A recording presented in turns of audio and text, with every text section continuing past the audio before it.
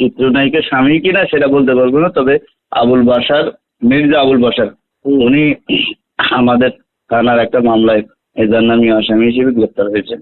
আচ্ছা, এটা অপারেশনটা কখন হয়েছে এবং কোন জায়গা থেকে কিভাবে গ্রেপ্তার করেছেন? অপারেশন অ্যাকচুয়ালি কালকে রাত থেকে ওনার যে ভাড়া নেওয়া বাসা, এটা 28 নম্বর রোডে, হুম। ওই বাসায় আমাদের পুলিশ কালকে রাত থেকেই অভিযান করছে ওনাকে গ্রেপ্তারের জন্য। তো উনি তো রুমের দরজা খোলেনি, আমাদের অপেক্ষা করতে করতে এক পর্যায়ে দরজা খুলে পরে ওনাকে মানে বাথরুম এরিয়া থেকে গ্রেপ্তার আর কি। আমি আচ্ছা, ওনার বিরুদ্ধে আসলে কি কি অভিযোগ, কি কি পাওয়া গেছে? অভিযোগ তো ওনার আমাদের কাছে যেটা আছে প্রতারণার অভিযোগ, ম্যাক্সিমাম অভিযোগ ওনার বিষয়ে প্রতারণা সংক্রান্ত। হুম। উনি এখন কোথায় আছেন? এখন থানায় আছে।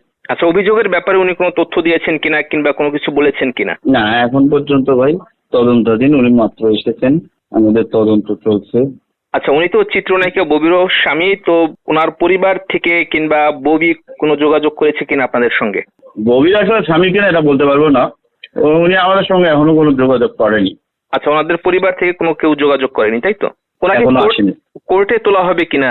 না, মামলার যেহেতু আসামি ভাই, প্রসিডিউর তো অবশ্যই মেনটেন করা হবে।